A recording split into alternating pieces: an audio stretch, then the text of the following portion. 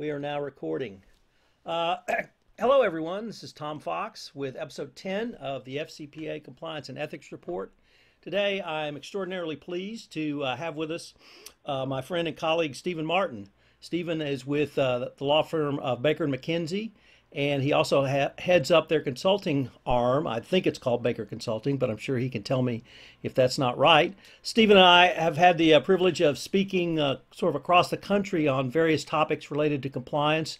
In some of the roles he's had in the past, he's had quite a distinguished career, both in public service, in private law firms, and in private or public U.S. public corporations, which have led him to where he is now. He's, in my mind, one of the country's leading experts on a variety of topics in compliance, from enforcement to the types of things that I do, which are the nuts and bolts of day-to-day compliance.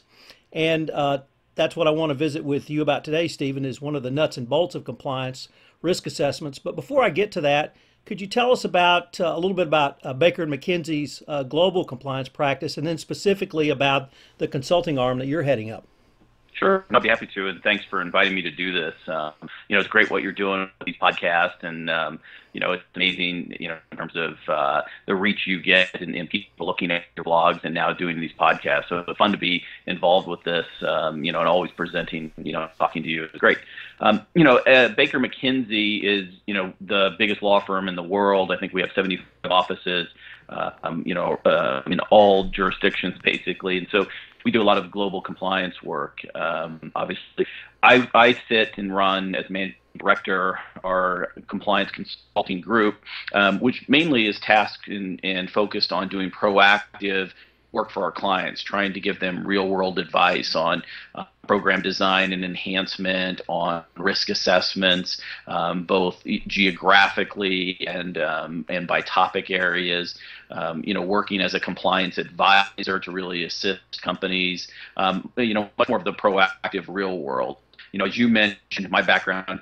I used to be a federal prosecutor, but then I was in-house at WorldCom Quest in Adelphia in various compliance and legal roles. And I think there's a much needed benefit out, to the market where companies are really looking for law firms for sophistication and the attorney-client privilege and the reach, but also want real practical advice, which I think is very hard generally for law firms to get unless you've been in-house like you and I have, because you know what the difference are dealing with those issues every day. So we really built this practice to go across topic areas. So we'll deal with anything from trade compliance to FCPA and antitrust or data protection, and then across kind of geographic regions to bring teams to our clients. Great. If someone wanted to get in touch with you, could you give them your email address? Sure. It's stephen.martin@bakermckenzie.com. And, the easiest way is to find me, obviously, on our Baker McKenzie website, but it's Stephen with a PH, .martin@bakermckenzie.com. One of the things that I've heard you talk about that you and one of your now partners, Paul McNulty, developed, which is something you call the 5 essential elements of a compliance program or a corporate compliance program. And like I said, I've heard you speak about this at length, but today I'd like to focus on one of the elements that you and I think is particularly important, and that's risk assessments.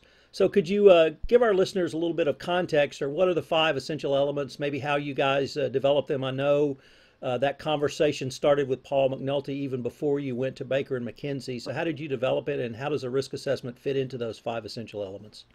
Well, it's a great question. So when you look at compliance programs and what the expectations are from a government regulatory perspective, whether it's the Department of Justice, the SEC, any regulatory bodies around the world, there are various ways that they look at compliance. When you look at what the expectations would be, we often look at the U.S. sentencing guidelines, the OECD guidelines on internal controls, or like the UK Bribery Act as an example. And each one of those various pronouncements by government agencies will list different numbers, different categories, different topics. But when you really boil them down, whether it's 7, 9, 12, whatever it might be, or 13 with the OECD guidelines, they really are 5 essential elements. And so what we've tried to do is simplify it for our clients that say if your compliance program meets these 5 elements, you're going to be able to approach any kind of government investigation or regulatory inquiry and show them that you do have an effective and the essential elements of a compliance program. The five elements of an essential program are leadership, which often we talk about in the compliance industry as tone at the top or tone at the middle, but it's really the ethics and messaging around what's important in your company, what your value systems are, why you do business in a fair and transparent way. The second one that we're going to talk more about today is risk assessment. Any of the recent pronouncements that you look at, especially from the Department of Justice, talk about the importance of having a risk-based program. And it's really critical, and I think that's probably the number one focus area for companies now as they're really trying to develop enhanced compliance controls and programming. The third area is standards and controls, which most of us know as codes of conduct, policies, and procedures. And companies often are have a good understanding of this area. The thing that I think is probably the number one weakness for companies is that most of the policies, as you and I know, are written by lawyers, maybe black and white text. They could be 12 pages of legal writing that may be great for lawyers, but nobody in a company ever reads it, and very few understand it. So one of the things I try to talk to companies about is trying to make codes, and policies and procedures much more readable, understandable in a summary format. We live in a quick hit information society, kind of a YouTube society. You've got to get the message across quickly as to what's important. Most of your employees don't need 15 pages on insider trading. They need to know exactly what the rules are around it, and so doing things that are more helpful. The fourth element is training and communications. Again, it's kind of a strength of companies. They understand that there are live and online training programs. Building a training curriculum that's tailored to your clientele is what's most important there, or to the employees that you have in your companies, and then really communicating the messaging around your compliance program on an ongoing and regular and robust method. And then the last area is auditing, monitoring, and response or investigation to issues when they come up. This is, along with risk assessment, auditing and monitoring are probably the two most critical areas, and they're the two that we see companies struggling the hardest to understand and having maybe the weakest part of their compliance programs. But really how you understand what's happening in your program, how you monitor various activities can really pay significant dividends in being able to stop potentially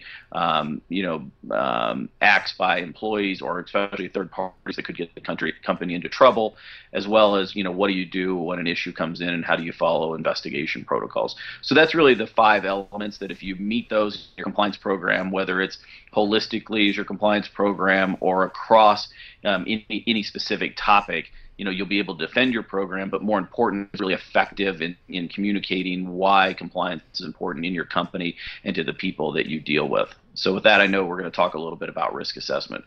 One of the things that I learned in speaking with you over last couple of years is a little bit of insight into the mind of a prosecutor and how they may evaluate a matter, leaving aside the courtroom issues that you face as a prosecutor. But how do you look at a program? And one of the things that I heard you say more than once of an opening question, at least in a prosecutor's mind, is this program real? And then you would go on to explain what that meant in detail, that it's really a very much of a holistic approach. It starts with a risk assessment, but that's only a starting place, and it moves forward, and you talk about the various steps, just as you detailed with the five essential elements and how it's constantly evolving. You have to have some nimbleness and agility and ability to move to new products, new territories, new service offerings, new risks as they may come up. But one of the things that I think we both agree on is the department has clearly communicated that they believe it all starts with a risk assessment.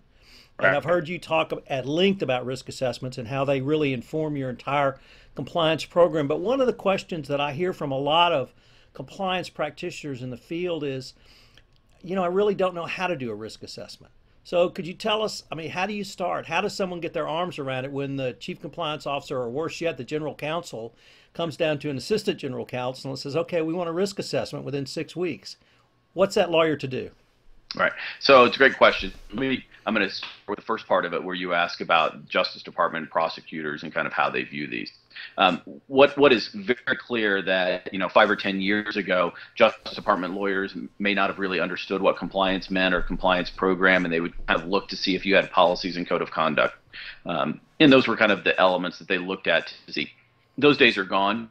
Prosecutors now understand very clearly what corporate compliance program should be, what the best practices are, they're attending the same conferences that the in-house counsel are. They've learned all these things about risk assessment, auditing, monitoring, and they now ask very complex questions about what you're doing.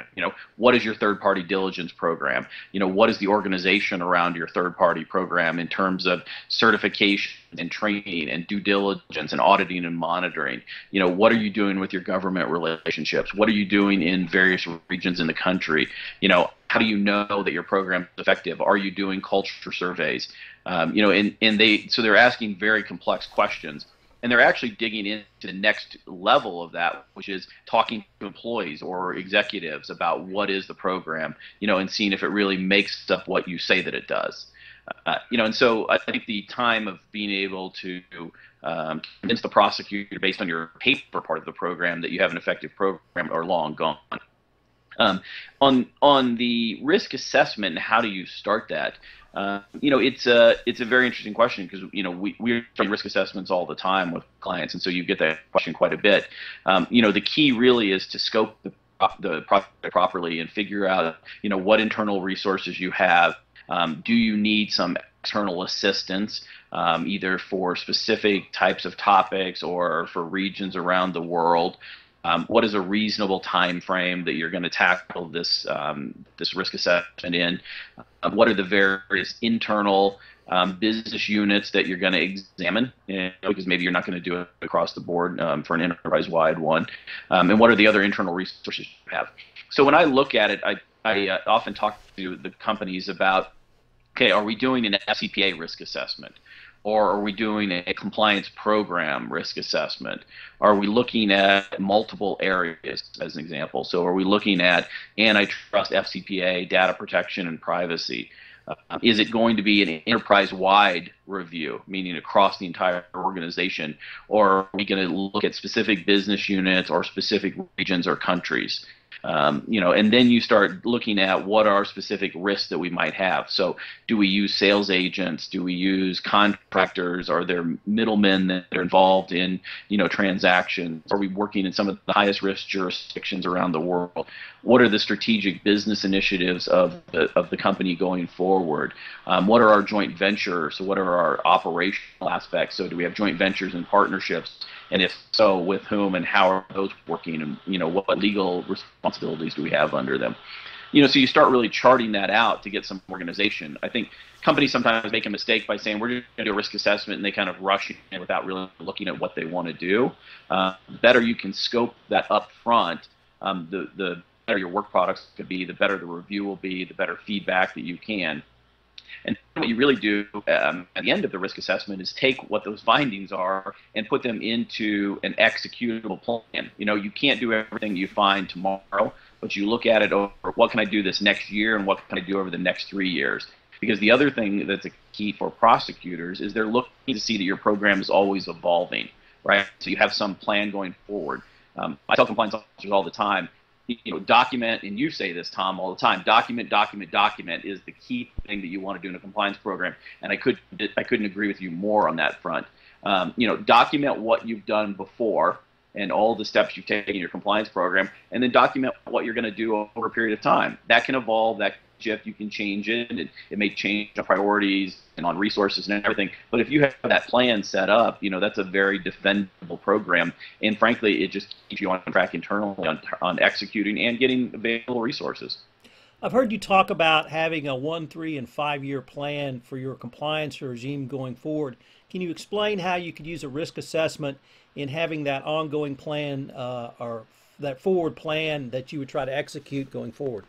Sure. So as an example, we just finished, in-depth risk assessment for a client on an enterprise-wide review, and then also went specifically into reviews in Latin America and then in China.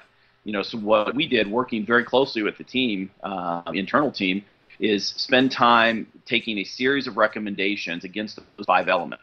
So each one of the various elements, there would be areas that they could improve.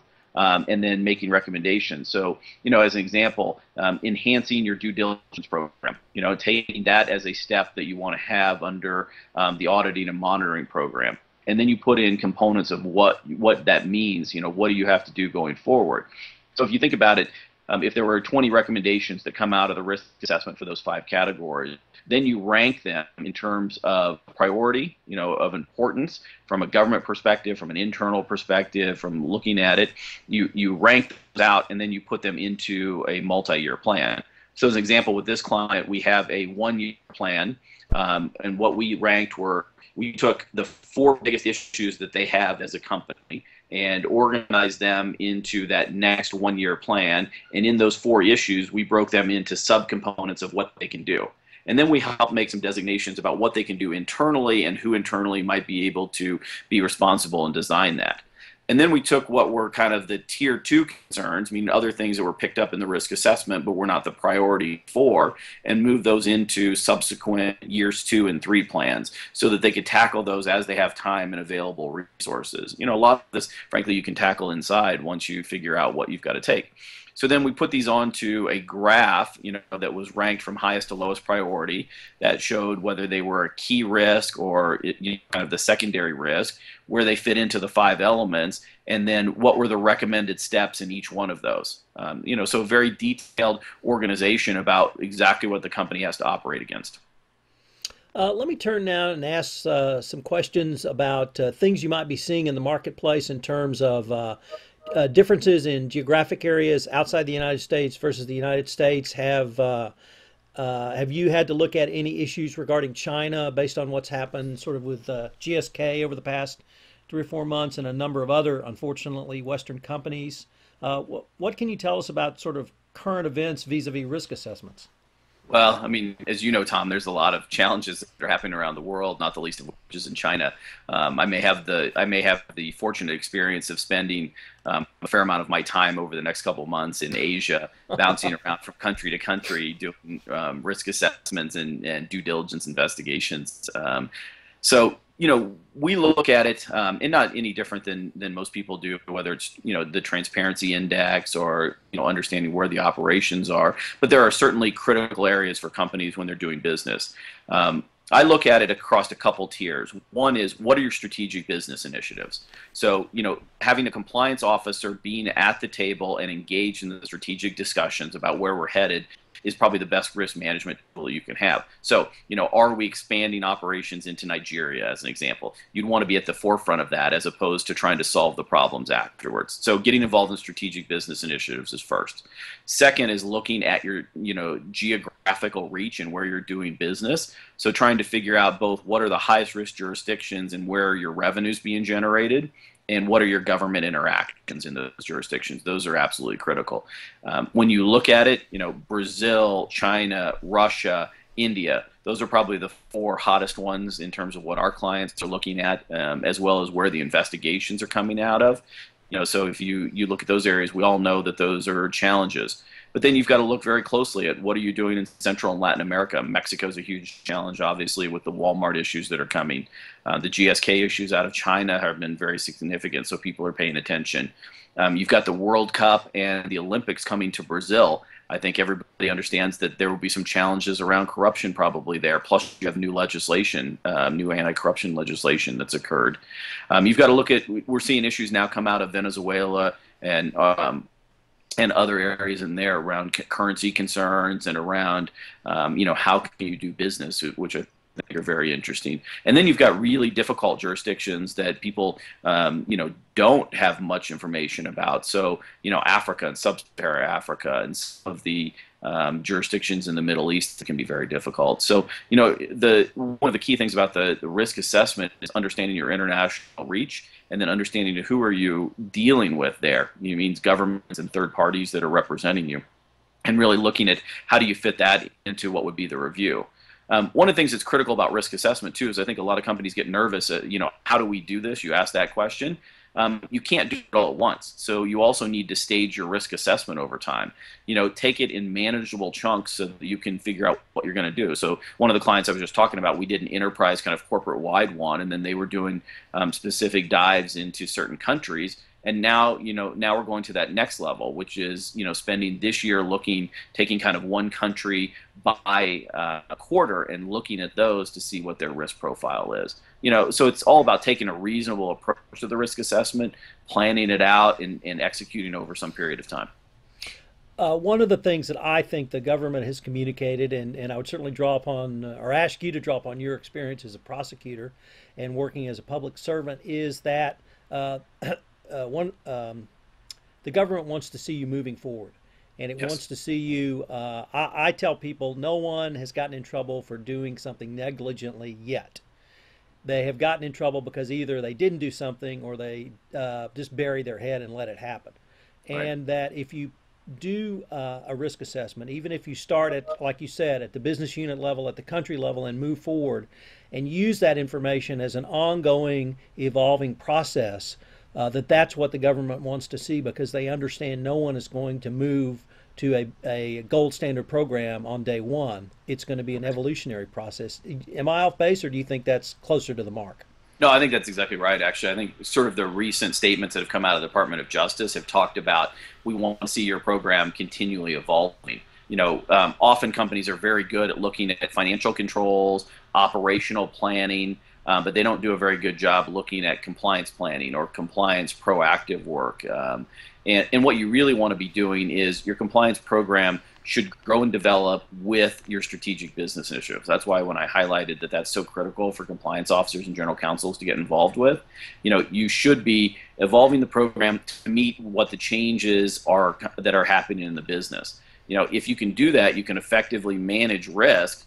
And if you're doing the job the right way as a compliance officer or legal professional, you're reducing risk and helping enhance profitability by doing that. So, and the risk assessment is the best way to continually evaluate your program and understand if where you need to enhance it over a period of time.